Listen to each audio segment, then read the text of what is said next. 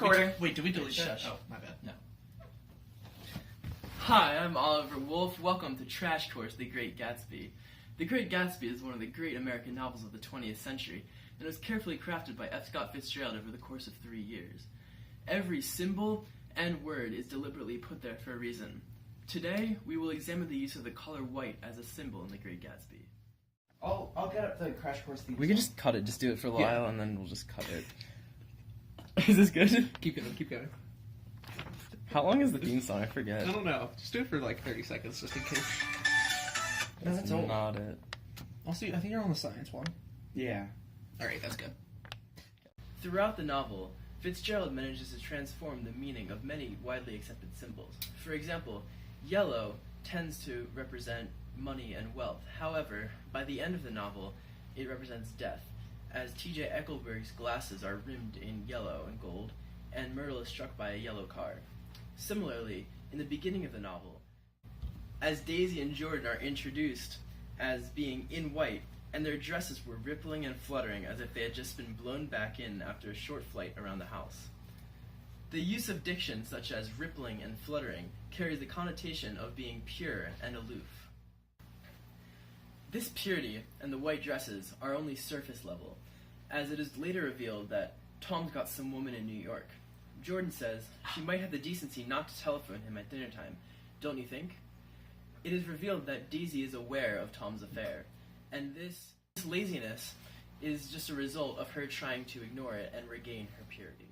Around the middle of the novel, as we learn of Daisy's wedding night, we find out that even on a day which should be clothed in purity, it was not so happy for Daisy and all the members in the story.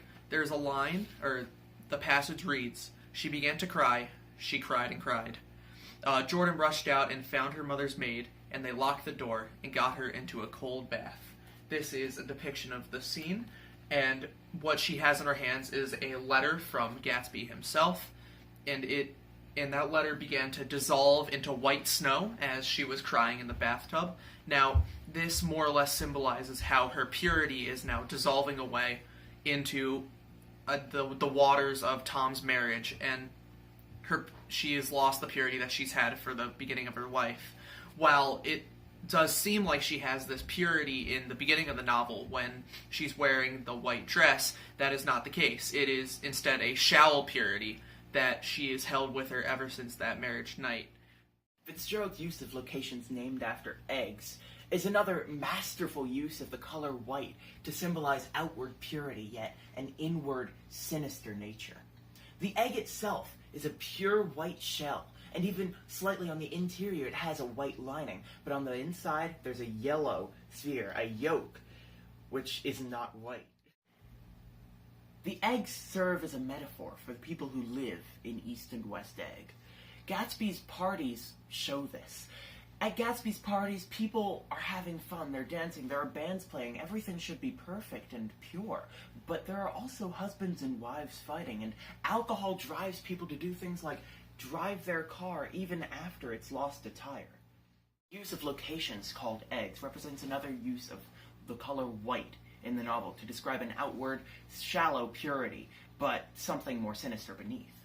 Gatsby, his life is exemplified by this. On the outside, he's an Oxford military man, many times decorated, who has done great things for the world, but beneath that, he's a bootlegger, who asks for far too much, and in the end, comes to a tragic death. The egg also serves as a metaphor for Gatsby's own life. On the outside, he may be a military man, decorated by all the allied nations, and a man of Oxford, but beneath that, he's a bootlegger. You wouldn't be hard-pressed to find something like the punishment room or this trash can in The Great Gatsby. They may have white, pure-looking exteriors, but on the inside there's something far more sinister. Another example of this shallow pureness is with Jordan Baker. We find out later in the novel that she has cheated in golf, throwing the ball out of the rough into the fairway in order to get a better lie. This is an example of shallow pureness, because on the outside she is this pure girl who's good at golf, she's a nice lady, but on the inside she is a cheater, and she's shown to be carefree, like in her conversation with Nick earlier in the novel. On her wedding day, in her beautiful white wedding dress, Daisy approaches Tom and, despite being distraught just the night before over a letter from Gatsby, says her vows and is married to him without a tear.